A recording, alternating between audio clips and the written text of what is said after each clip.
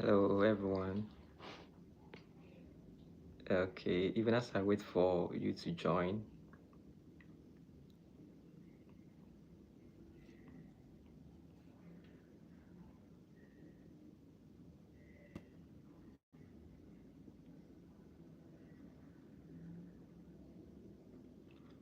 so today I'm a bit late, apparently just because of I had to close from work very late, so our discussion delayed instead of the usuals around 7 p.m. thereabout. Today is quite what's the time? It's now 8:47. Yeah, so that's what's happened today, but that notwithstanding, we need to still have the discussion today. So today we're going to talk about um, very important episode in what we call the heart failure. Okay, so I just want to us to look at some statistics of what is happening currently in our world. I mean, globally, what is happening in Africa, and then again, what is also happening in our communities in terms of heart failure. The reason why I'm talking about heart failure is for us to have an informed, understanding so we can take the right actions to help better our health. So you and I will be safe out there because heart failure does not just start today. It's actually a compound effect of a lot of stuff that may have happened over the years and that has accumulated, and then the effect is then being seen as is what we call the heart failure. All right, so thank you once again for joining. I'm Dr. OPJ, and here we do everything health. So let me know. You can drop a comment in the comment section. You can also ask all your questions, and I'll be glad to answer your questions as well. So just do me this, Anna. Share this video to your loved ones and friends. Let them understand that this live stream is all about health. I mean, you have gone throughout the whole day for your busy schedules, your work, and all those kind of stuff. So let's just take some few minutes of our time before we go back to sleep to study about health, to know how our health is doing, and even as we prepare for tomorrow, we have to know what to prepare along so that when we wake up tomorrow, we have an informed plan schedule to achieve our health goals. So, thank you so much for joining. I just want to know where you are, which country you are joining this live from. If it's in Ghana, you can put in the comment section Ghana. If it's happening, if you're watching right from US, you can leave your comments in the comment section. I just want to know where you are watching me from, okay? So we can flow the vibe. Exactly. So yesterday and yesterday back, we started with heart failure. And just a quick recap, we talked about heart failure as your heart failing, okay? But you don't just say your heart is failing, it's actually the structure of the heart and also the function of the heart. When any of these two becomes impaired, then we term it as heart failure. So yesterday, that's what we discussed. Then yesterday also we looked at very important the signs and symptoms of heart failure. Today we are going to look at a major statistics, okay? But then just a little recap. So we see that some of the signs of heart failure we have is difficulty breathing, and this is one of the common cause signs of symptoms of heart failure, where you find it very difficult to breathe. And usually when you lie down flat, you find it also very difficult to breathe. That's what we call the autopnea. And when you lie down flat, even at night, you wake up in the middle of the night panting for breath. You find it very difficult to breathe, and that's what we call the PND, the paroxysmal nocturnal dyspnea. So these are some of the symptoms you begin to see if you are having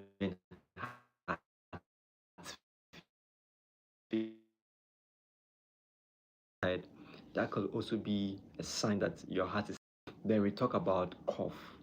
When cough that has been persistent for a number of weeks now, like at least 1 week, and then the cough is producing some sputum. It's a fruity sputum. Some people see whitish sputum in there. That could also be a sign that your heart is actually failing. Then I also think I remembered I mentioned that sometimes when the heart failure has been there for a very long time, you can see that the feet of the person gets swollen up. So when you put your hand or when you touch the feet, it kind of dips in. You see, aha, I don't know if you have gotten a bread, a fresh bread, which is taken from the oven before. I don't know if you have, you have touched it before. You see, sometimes when you just put your hand on it, it just dips inside. Exactly. So that's basically what is happening at the foot there. That's actually a sign that there's a long-standing heart failure. But then it can also be as a result of kidney diseases. Okay, so sometimes when you see that, you should take in mind that you can be dealing with kidney disease. Yesterday I also said that the heart and the kidneys are best friends. Okay, and I mentioned the fact that we have something called cardiorenal syndrome, where the heart, so if the heart is pumping blood, okay, so the heart pumps blood 100% fully to all parts of the body, but the kidneys alone, okay, takes about 25% of the pumped blood. So if you are doing it in terms of fraction, let's say you have four things, four parts, okay, one part out of the four is given solely to the kidney alone, and then the remaining part is sent to the brain and to other parts of the body. So you can see how the kidney is very, very, very dependent on the output of the heart. So if there's a problem with the heart, eventually with a long-standing problem, it can affect the kidneys. Likewise, if the kidney also has a problem, eventually with a long-standing kidney problem, it can also affect the heart. So take it from me that the kidneys and the heart are kind of best friends. Do you get it? Huh. So sometimes the symptoms of heart failure may be mimicking symptoms of kidney failures. So bear that in mind. Then again, yesterday we looked at some of the common risk factors of heart failures. We said we have some that are modifiable. That means you can do something about it. And usually they are lifestyle. You can change your lifestyle. And once you're able to change your lifestyle, you'll be able to prevent yourself from getting this heart failure. Then we have the ones which are non-modifiable. That means these ones you can't really do much about them. So I'm going to mention some of the ones you can't do much about. Then we'll look at the ones you can do something about. The ones we can do something about, we need to do something as soon as possible, because I believe everything we do has a compound effect. Okay, so the future we are, the future we are saying, the future we are saying, the future we are saying, okay, or the future we want to actually is the future today. So today was like 10 years ago's future you planned or you dreamed of. Do you understand? So that means that whatever decision you take, whatever action you take today will be like 10 years or 5 years decisions you have made. I don't know if you get the picture. Exactly. So now the modifiable risk factors for heart failure, the ones you can do something about is one, there's smoking. Smoking has been known to be one of the leading cause of um, underlying cardiovascular diseases.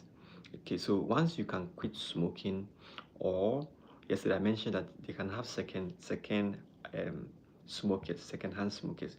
So I remember the last time I was discussing with a patient, and then I asked, "Do you smoke? Do you take alcohol?" And then she said no. But then when I asked her, "What work do you do?" She then told me that, oh, she's a fish monger. I mean, she smokes fish. For how many years? I said for over 20 years. And that alarmed me, because the fact that she was not smoking alone, I may think that, oh, that is not the underlying cause of her condition. But when I probe in further and I asked what kind of work you do, and then she told me she's a fishmonger, it paints the picture to me of a second-hand smoker. Because once you're a fishmonger and you are actually with the fire every blessed day, you know, you are inhaling the smoke, the particles from the smoke and stuff, and that can also kind of weaken the muscles walls, weaken the blood vessels, and eventually have effects on you, your lungs standing to get heart failure. So that was one of the things. Yesterday, I also mentioned what we call alcoholic cardiomyopathy. Okay, yes, with alcoholic cardiomyopathies, they have what you see, the long-standing alcohol intake, the long-standing alcohol intake has effect on the muscles of the heart. And yesterday I said that the muscles of the heart are like machines, engines. Since you were born, your heart has been beating throughout, even till now. So let's say, assuming you are 40 years, um, 60 minutes make 1 hour, and 60 seconds make 1 minute. So you have to be beating, let's say, ideally, you need to be beating like around 60 to 80, or yeah, 60 to 100. Yes, that's the normal beats per minute, an average of 60 to 100. So if you are, let's assuming your heart is beating every 1 minute, is beating 60 seconds. Okay, so 60 minutes is the heart is beating 60 seconds times 6. That is about 360, something like that, 3,000 something. Yeah. Kindly drop in the comment section if you know the mathematics. Okay, so I don't want to say my mathematics is not good, but then help me out. Okay, so 60 seconds makes 1 minute. Okay, and 60 minutes make 1 hour. So if your heart is beating 60 seconds in 1 minute, okay, so 60 times 60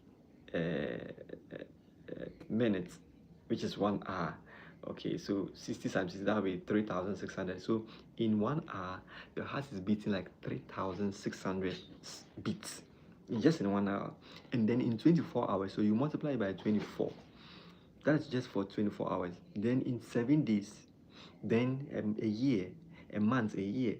So now that you're, let's say you're 40 years or 20 years, just imagine that the heart has been beating and needs the muscle to contract and relax. So when you drink alcohol for a very long time, it weakens these muscles over time.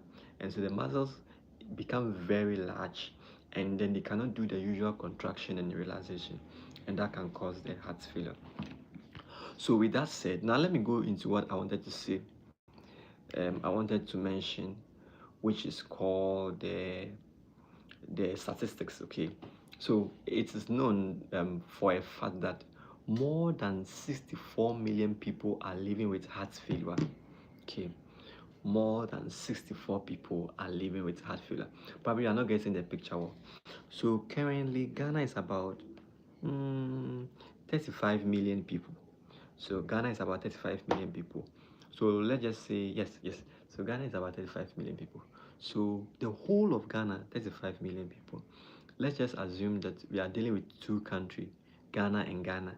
So two different countries, Ghana and Ghana, 35 million people, 35 million, that's about 70 million. So let's just say 70 million people.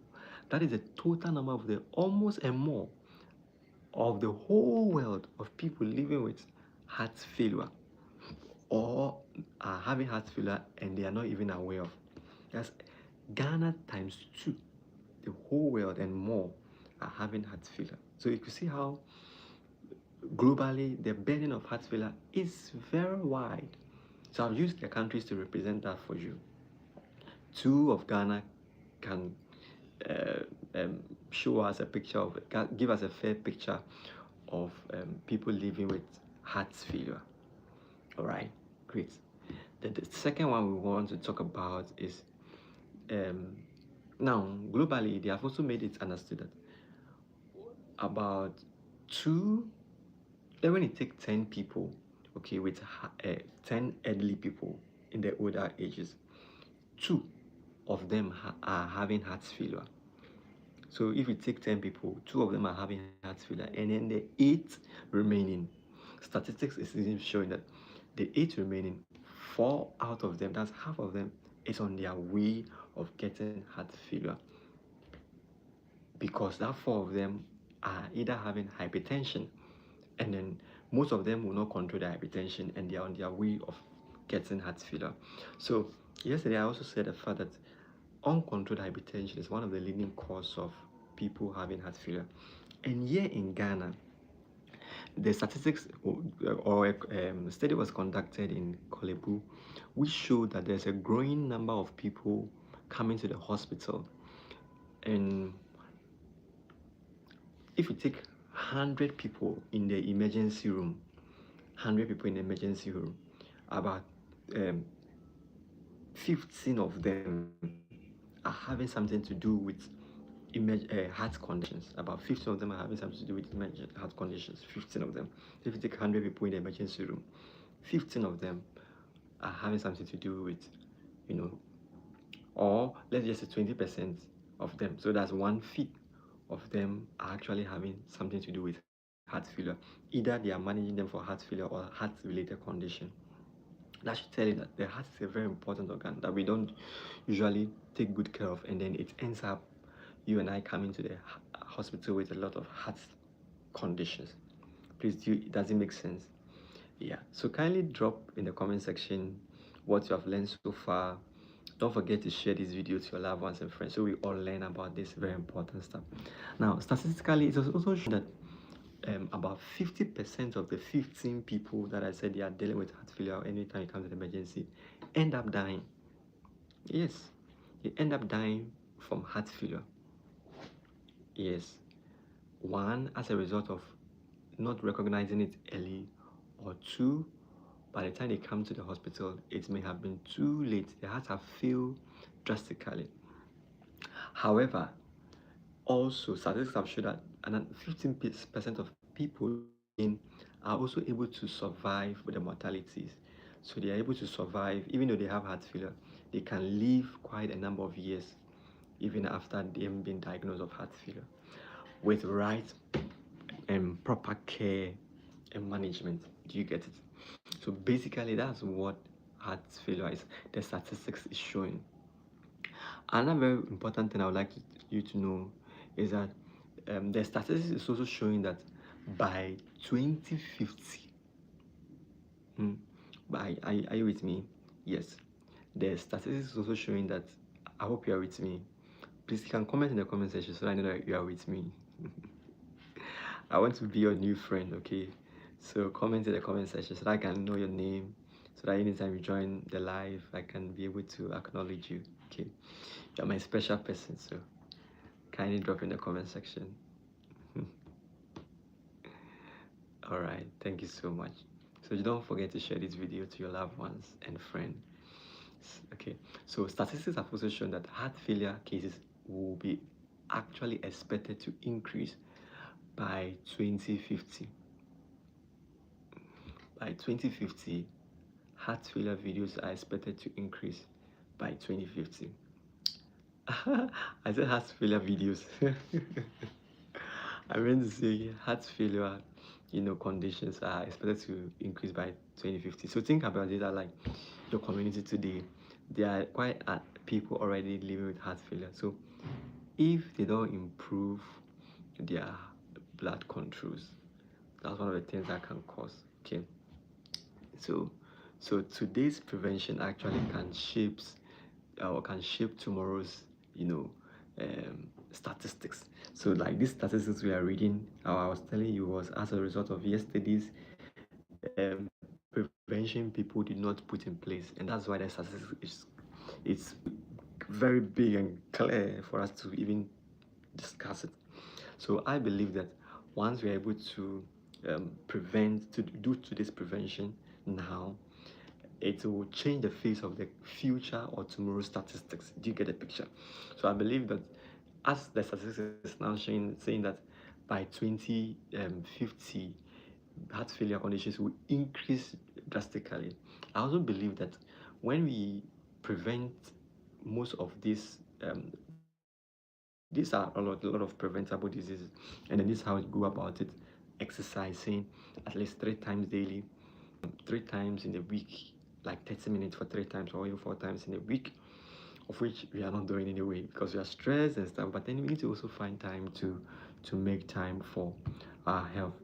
We need to eat balanced diet. A lot of junk foods we eat out there, I mean, sometimes you want a fast food because of your work demands. You may not be in the best position to prepare your own food. You have to say, get the food outside. There were a lot of fatty products here and there. I understand. But the decisions we make today have effects on our future to come. As I told you, the future you were talking about 10 years ago is now. So the future you talked about when you were probably 11 years old, it is now. So now is about 10 years ago, 10 years to come's future. So now you're thinking of future, but then the decisions you make today will be will shape your 10 years or will shape your 20 years or 30 years to come. And so do you see it? So when it comes to matters of heart failure, it's very important. Now, if you are a male or if you're a man, your chances of getting heart failure is even more than females. Yesterday I talked about it here. You are about 50% more likely to get heart failure than a female. And that's one of the non-modifiable ones. You being a male increases your risk of getting heart failure. Then again, also older people get heart failure. So as you are aging, you have the increased risk of getting heart failure. Okay, so it doesn't mean that young people cannot get heart failure. They do. They do get heart failure. Um, yesterday I was telling you that even young people can get hypertension. And if uncontrolled hypertension is one of the leading cause of heart failure. Okay, so they do.